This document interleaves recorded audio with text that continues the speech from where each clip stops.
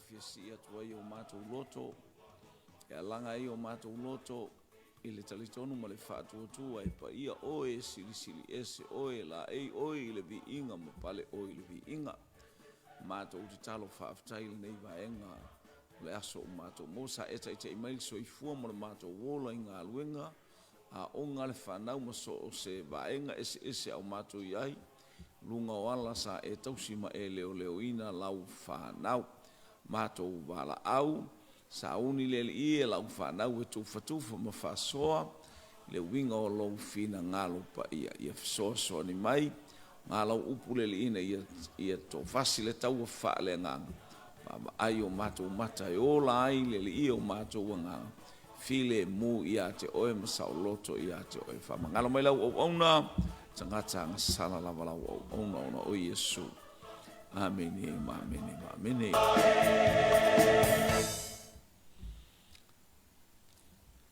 Ia whatalo whatu si o tātou ainga, anga i mai lunga o penga te whailangi, nei vaenga o le afiafi, lau polo kalame, o le taula ngā afiafi, whatalo whatu i le tino keriso, ma le ainga o le whātua tua. Ia mule fo le whamalo i au ngā lulue o le nei aso, aleluia, pio na mai atu le mana i o le manava o ngā luenga, ia whaftai i le atua, i le malosi ma le soifua, i le ngata foileo, le upenga whetalai, Haleluia. Ia man whainu mia o i tātou ele mana o lea nganga pa ia whain tātou whasoa atu i lea taimi ma lea taimi whaftai lana whaamalo longa. Ia whatalo whatou fwoi upenga ta whailangi uwhaina maua mai tātou whasoa ngale le i atu lea tua isi o tātou hainga. Manuia lana i a fiafi. O tue amui le au lea tātou tue mata atu iai i ia lele ia whaamalo si ai pe tātou ma oli ai pe tātou ele au noa vi ia lele ole tala i o sua le mta upe suma le wha. Hallelujah. I o sua le mta upe suma le wha. Praise God. Whai upule suma lua e wha pia mai. O le nei e tu ina mai i a te au le nei maunga. Na whetala i maia e Jehova i le aso. A wā ua e whalongo oe i le aso. Sa i lea mea o sa anaki, ma a ai te tele ua nofo olo. A whaia i a te au Jehova, ona o ma whaia lea ona tutuli a te ilatou, e pei ona whetalai mai a Jehova.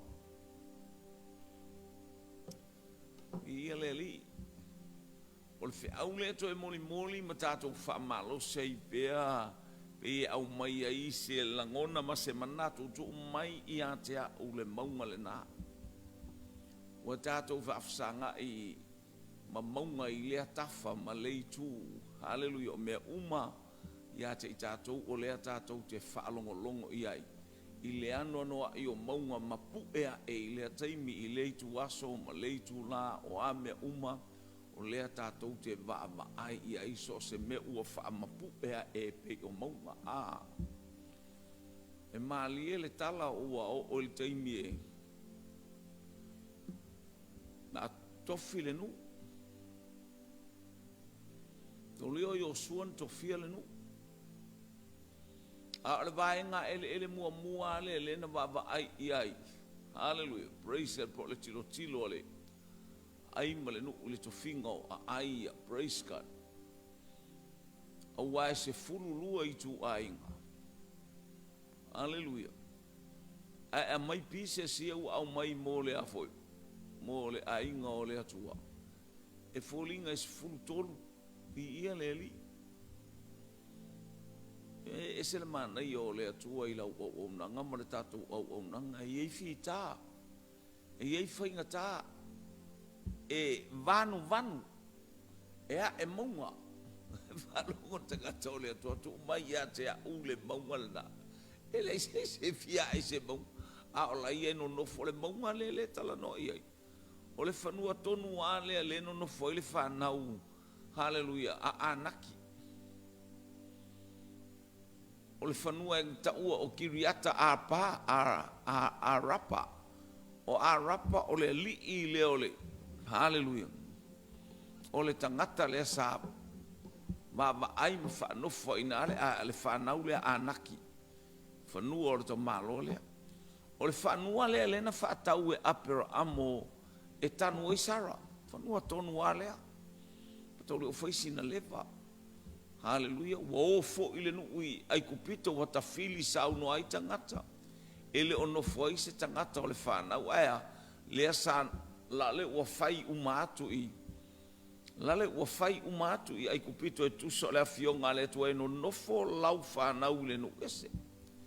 Lale o ina lale ua tatala e le atua le whaitotoa se i whaahali ei wawenga o le atua. Ua tatala le whaitotoa i no ese. Haleluia. O ain tatala ina na tatala e le atua. Ni ia le li ua taatia le no ua taatia i kanana. O le o mai o le whanau o le atua e fuafua le polkalame le atua. Haleluia. E no fopolonga. Ai a atoa tausanga e whase lau. Ona o aveseina lea. Veia o le tala le na whai a iuta ina ua whatawhea i Papelonia. Tau te no nofoi o i le fitu se fulu tausanga. Ama vai ona o ita ia maile o tau.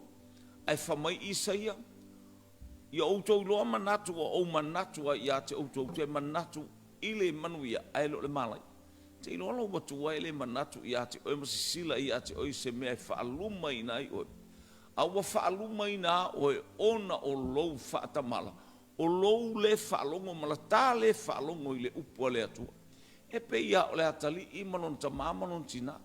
Fai mai le tala le tamā o so atu. Fai mai le tala le tamā e se le mea ta amilo milo ai. Te ilo o mai nei vai tau. Bo whapena on toi wa ai mai. Ala le uano foia au wolo uano foia e tangata uano foia e ele a inga aia. Fa le tonu o sa uano nofo malau tamā i lau ele ele. Ai sea e te le whalongo. Pe ia le tala ia e sau. Haleluia. E toi tangi mai. Ua tangi la amole. E le li liu a ile loto lona ta mai ona lo i mata malana tangi. E le li liu a ile loto lona ta ma. Fa mai lona ta ma wa umatu manuia. Wa auto fia fo ilo uso e pule ia te oe. Nongo minga la me faletino le la ta alo mai e iloa ia. Le na ta alo mai e sau. E o mai. Hallelujah. Praise God. I le taimi na whaaporto e o ma le te tele i o e saula e anga e mai. A le tato o e tuli, haleluia, tu mai i a te au le maunga le nā. O le nuu i le lato gamba no whanofo e vai mai i o sua o anga i atu ia le whanaunga a sa iuta, a iuta. La le mua atu le toi ina haleluia wa matana tula lo na ulu wa valu se fulu lima ona tausanga o Kalepo. Mai o sua Kalepo. Ise mea wa e manatu ai. O mai Kalepo i oe. O te mana o ile whanua le an tātou tala noa i mamose. Leana tautala mai ai mose i ate o lo utofi le au whaalongolongo ma tā baba ai ai. O le mea na tau mai e asi le nu. Sa tā wha maoni. Sa tā whaia le tala le lei. E sele mānai o le winga o le tangata whaitala le lei a. E sele mānai o le taui o le tangata wha malosi au. E le whaalongolongo ti ngā. E ti ngā le mea nao ai ile. Ma le ba ai ile nu. E sa o ale tā la tangata ia. Ai le anga o i tātou le wa ama i le whaamua ale nu. O e ba ai. Lona winga la o le whaamatalanga tātou te watu ma i tātou. O le whaamatalanga fo ile nā tātou te manu anu ai. O le whaamata langa foile na e tū manu mā loa i Israel. Olua i tangata ia, olua i sipai ia na ave. E ma foi tatou vai le ano ai o sipai so sto inga sipai o alu nei ia tunu uma le tafa ma le tu o foi tonu ai o mai lava ia i tatou e pe au sipai foi ai o te falo ngotu o to man malor sipai i le ase me pe o se talas fa manatu atu ai mo meu fai nga o e o ava vai atu o le to lu o le si sala ai alu walu war sipai alu atu la o to no fu mo sipai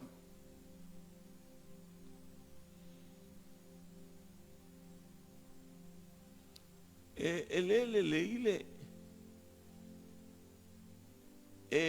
lele tangata ai pala ai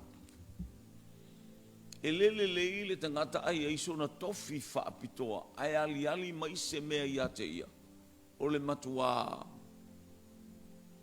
o le lango ato ile malosi o le nu le lango ato ile malosi praise God ai saule le fa matalanga matua fa vai ia le nu tu pokalame o praise God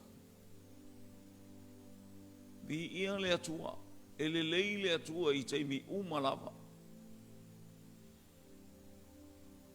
sa moala ua tunu ule a inga kerusiano le tino keriso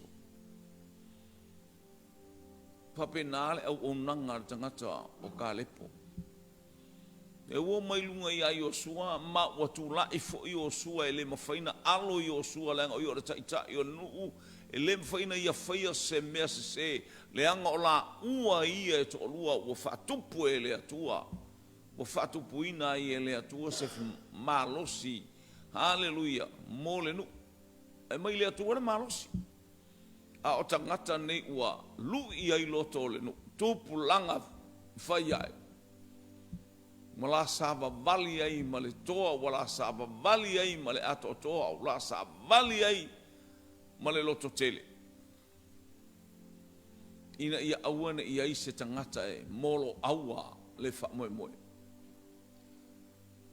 tu mai a te aul maunga le o le maunga le sa finau a Iosu e sen mana ia o tangata finau ina ia au mailo na tofi haleluia i o tatou i lo le fi lou finau ma lou finau tatou finau nga e fai lalo nei molo tatou tofi le langi haleluia e tauia i tatou i lalo nei e tauia sili le langi mea uma o eva ai le manuia o le atua haleluia o anga i mai e sili lou manuia i le langi ona o lou tuina atu i le atua le vi inga o lou wha mua ma e si tia le vi inga o le atu e pei o le nei afiafi. O e tau mai tiu te mawhaiva o ngā luenga. O ai lama so o se tasi o ilunga o penga ta whailang. Haleluia, whamanu i atu le atua i ate oe. O whaiva alo filima, o au ngā luenga o lau au nanga ma lau tautua, ele o pongi sāfu fonga o le langi. O wa o fonga o Yehova o lo fetau fetulia e le lalo lang ima sos e ngā yoinga e te whaia mai long loto e tafe haleluia mapuna e le winga o le alofa o lo o sila fia e le atua mea uma sa moa o tato i ele nei vaenga o le polo kalame o le taulanga fiafi e ua atu i o sua ma watu Yosua male to ina o hallelujah praise God male to ina lea o Kalepo sava vali atu male ainga sava vali atu male itu ainga o Utah tole va atu le fanua sole eno no foi sa anaki aele feio aele foi ai se mea na au mai le atu e peia o le vision. Peia o le tūlanga o le mea ta ua o le vision o le whaalinga na au mai i ate. O e sao lapa. O ati ngā o awhai ngā tae u mau i lo lima. Hallelujah. O le ale so wā o le vasa e mau o lima i le waa. Hallelujah. E te tia ia loa e whaia ina loa. E te tia ia loa le whaalinga na au mai i ate o e tā whaia ina loa. Praise la le falinga so stemi tate ui mai el falinga na mai le tu oka e fita ma fainga tai so wale. Hallelujah. Ai na tu ele atua ia te oil falinga o sila fia ele atua. O oe o le tangata e tatau ia ele falinga le. Le falinga le a wale vaenga o le tino keriso a wale vaenga o le ati na e o le ngaluenga le tu a wale por kalame le fai oe ma fama ite. E ala ile ita inga le nganga pa ia ilo loto malo loto. Wa ia tu ta malo o Yosua fai mai tala kale po Yosua. Na o tau nu mai nei yasile no. Fast full o tau sanga. Fast full tau sanga o te fe avea i tatou fa. Pata milo i tātou e le atua no le toa sao le atua i lona nu. Le wato e au mai file mua i tā ua tate. Ine, ma le 5 tausanga no uwhealua ia i le taunga o le tau. Le ua valus 5 o tausanga i to tonu o le nu o le folowalo. Valus e fulu 5 o tausanga. A fai e ia te au le atua. O te tau ar tau. E tupu alo o malos. E alu atu ma fo i mai. E alu atu e tau le taua. Ma ave i le atua. Awa. A fai e ia te au le atua. O te mawhaia me ka pā le atua. Tā pā e le tangata le atua. Sa iai le atua ia Iosefa. E le ife me mea i Iosefa.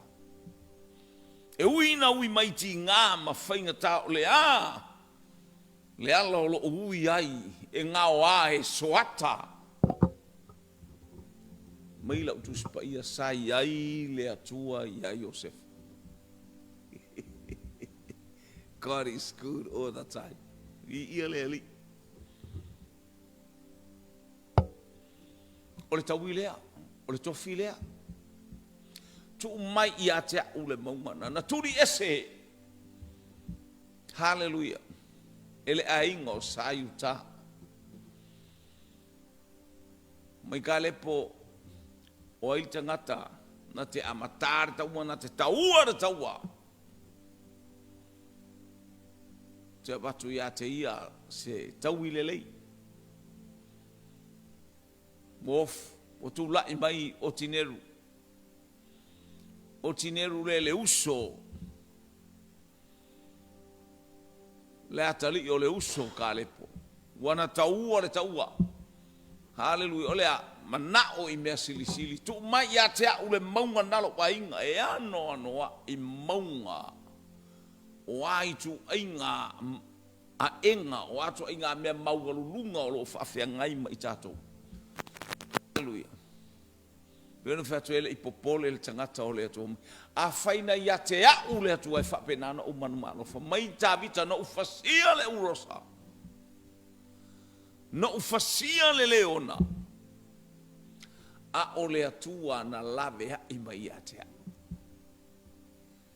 Ele ufa me bai tā vita na ufasia le urosa. Na ufasia le leona i lo umalos. Mai tā vita. A o le atua. Na ia lawe e mai ia te au. Ma pui mai ia te au. Ai 5 o nei manu malos. E whape nā le Filistiana. Le peritomen. Whai mai le tala le tangata o le atua o ka le potu mai ia te au le maunga le nā. Hallelujah. Wana la ngona. Le malanga fita. Wana la ngona.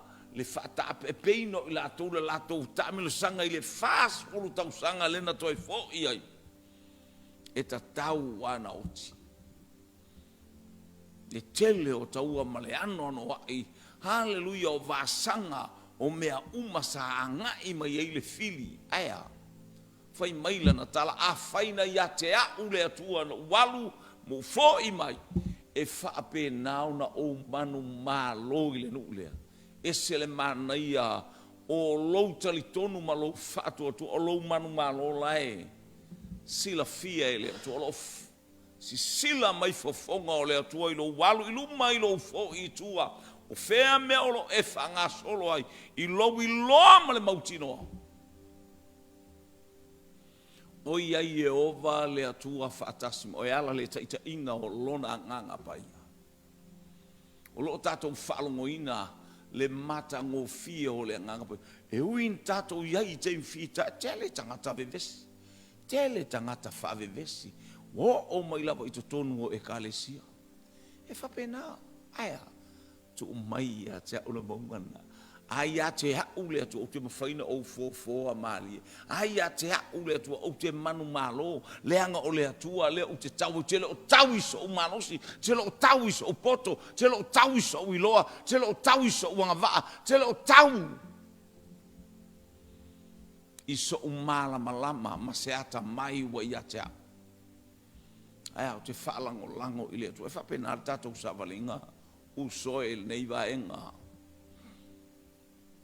o lo soifua le atua na te sila fia lo tamaititi sila fia lo tupu ae sila fia le atua le whanofo o i le tu nofo i le atu nofo i le tu o ati ngā o awha ingata aia o lo o iai pēla na whaamalolonga o lo o iai pēla na angalele a whaina ia te au le atua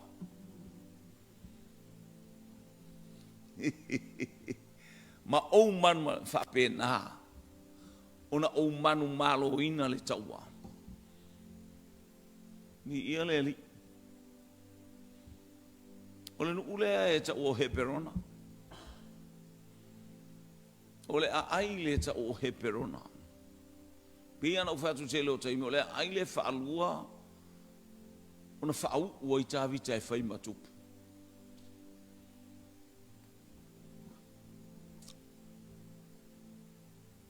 whaunga lona lua o tāwita. Ina uoti saulo. Nai tati ele lua Samuelu lom ta upe lua por fai upe wha. Ai o mai utaia umalaba. Ma ave tāwita wha anofo i he perona leanga ole a ai. Ole a ai ole tausinionga. Ole a ai ole whaunga. Hallelujah. Praise God. No foi tangata fi nau ile atua olona tofi te lelo na fatwe ma ai atua ile atua ele ifa moe so na malo se ele ifa moe so na poto e tau ai na fa moe ile atua o ia na ia to fia ma fonga le tele il pisa ia Israel manu ia mo tangata tau mo faie io e mo ia wa mingo fatasi tangata i tutonu o le ele. Ai whapena, o le mafu angana al whetaua, o le tele o tangata i tutonu o sae tonu, ile nu o Israel. O tau whi tangata la tau te whaoa. Hallelujah, praise God. Ia le a ai, male nu una whapena i kale, po tu umai ia te au le maunga lea. Nai loa le leia kale, po olona tofilea, te lolo wa inga.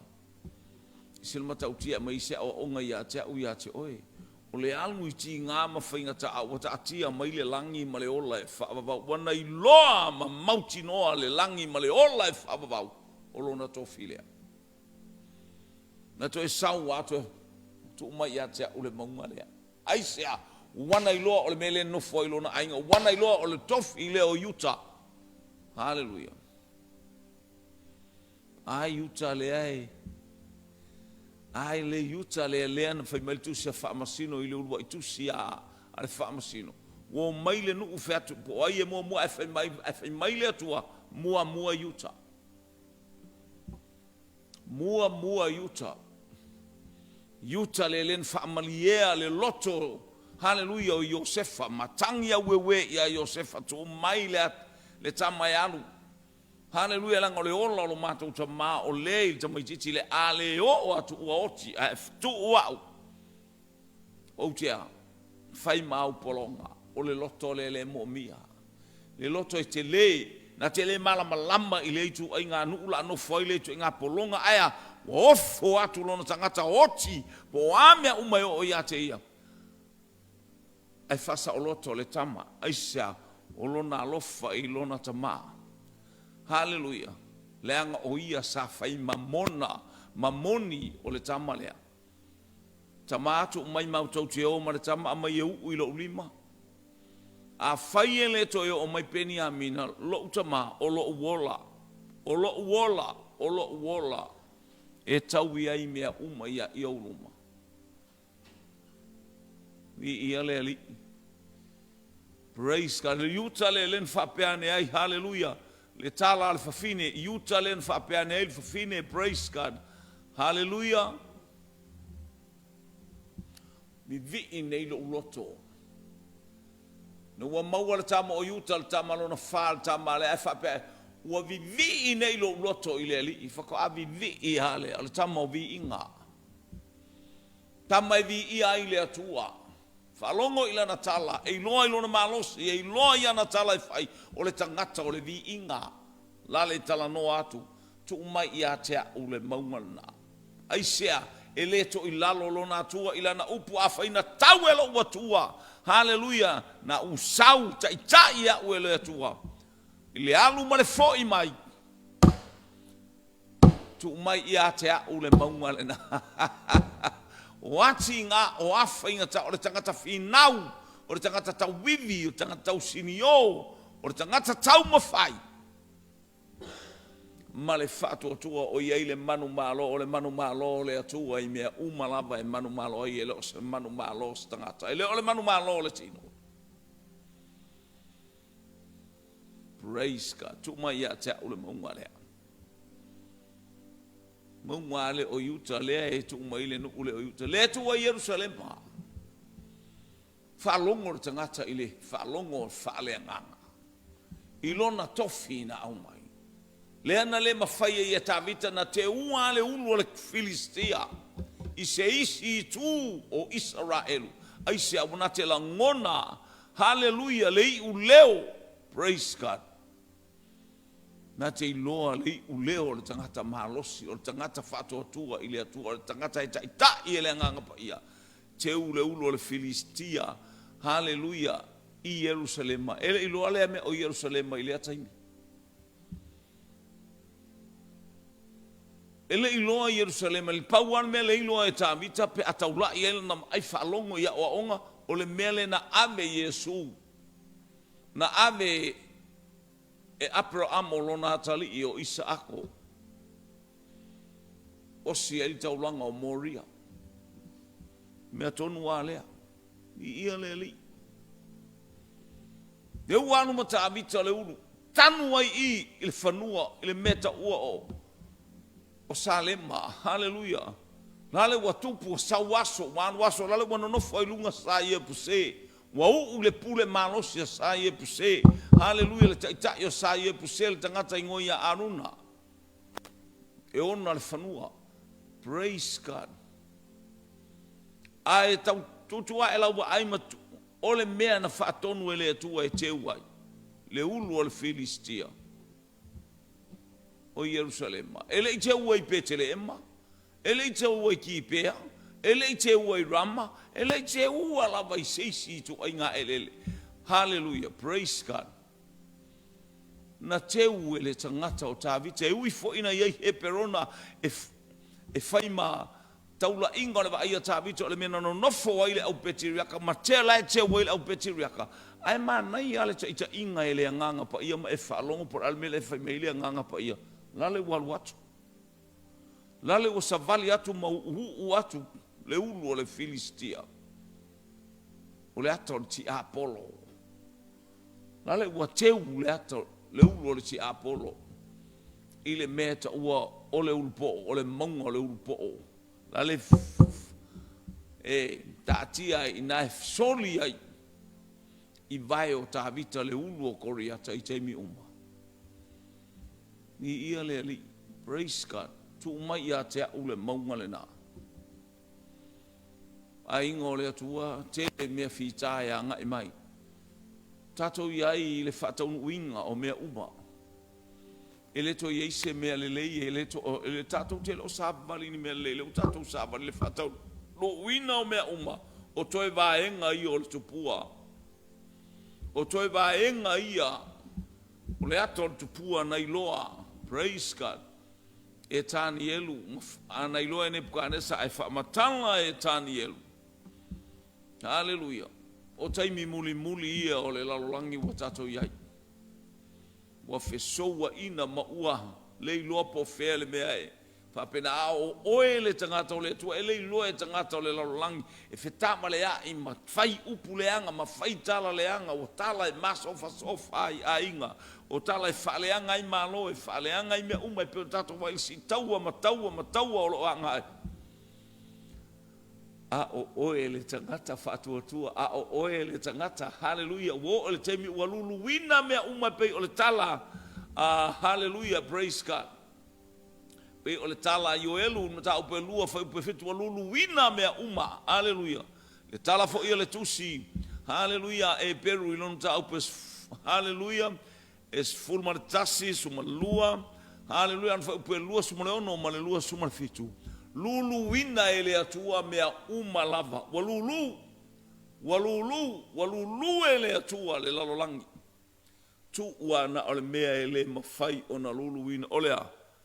O lau whaatua, o tangata whaatua tua ma le whaamaoni i le atua. Na te iloa mea umai anga i mai ai. I le popole ai se atu umai i a te au le maunga lana. Yesu na whetala iane, lo tātou wali i ma lo tātou whaola. Hallelujah i lona au so. Hallelujah, praise God. Ina ua mai Yesu ma lona au so. Hallelujah, u fia tau mawhale li i tala le mati. Awana i toe aia e se fua mai a te oe o i le whaava mau. Toe fo i mai le aso na so ai, ua mate le mati. Ua o i lona tafu. Mai tala le au so, Yesu. Sole vai le mai, sa kau kalaku i le mati le sole. Whapena o so. Fai tau te whaatua tua mai i a te au. E le ngata i le mati le ua mango mai whaapea. Alleluia. E tau te whai atu i maunga nā. Aluese. Lafo i le sami. Fesili i a te oil na i a fiafi. Na e whaalongo i se maunga. Oi to tonu o Karilaia. Po o maunga oi to tonu o Samaria. Po o maunga fo i oi tonu i uta na whape atu Yesu i le maunga ato i le sami mea titirani. O le ata o whaafita auli ma whainga tā. Ma pu e mai e pei o le maunga i le vau oe malo uso. I le vau oe malo ainga. I le vau oe malo ngā luenga. I le vau oe malo e kalisia. So many mountains. Hallelujah. Aya. Te whaatonua le suafo Yesu. File mu. Pei ona file mu o le matangi. Ai tupu mai le matangofi. Le matangi ma le vasa. Whapena ona e vau ia. Ona file mu leo mea uma. Ona tau fia leo mea uma. Isia ona ole suafo Yesu. Tau te whai atu i la le whaatua tua. Maunga na olo anga i mai ata i tatou. Leo o mai tono la ngā lue ngā le atua. Hallelujah mo le tatou nufa. Ale whaapa ia ina. Ale tu maulo whaatua tua. Ale wha maoni. Hallelujah a tatou ngā lue ngā e whai. A tatou le ana i le atua. Ele o le upu ma le ngutu. Al malos. O le mana onga lea ia tupu mai mea uma tātou te whaatina. Tau tala atu. O a mai whaamalo loi suafo Yesu. Tele le maumai wanga i mai. Aia, o ia te oe le pule ma le mana i le whaamalo longa le atu. E tau tala i le whaatuatua in the name of Jesus. Satan. Out. Ma i vevela alu ese. Ngā ngaleanga o te moni malolo file mus waf o Yesu ke se tatou te leo tatou malos la lava i le ingoa la i le ingoa o Yesu ke riso o le awao mea umufumai watu ina mai ata ule pule i le langi male lalo langi Mo ia Yesu Keriso mata i mata upe lua sulvalu pe umat pe sulvalu suluiva. Na e watu ina mai ia te ule pule malemana. Utu ina mai Yesu.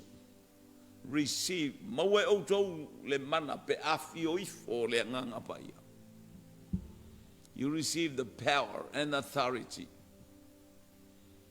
Hallelujah. Pe afio ifo le nganga. E mo mia ina i o tato iai fatasi ma le nganga pa ia. Abide with Holy Spirit in every single minute. So se taimi e ao na tato mafuta futa ma le nganga pa ia.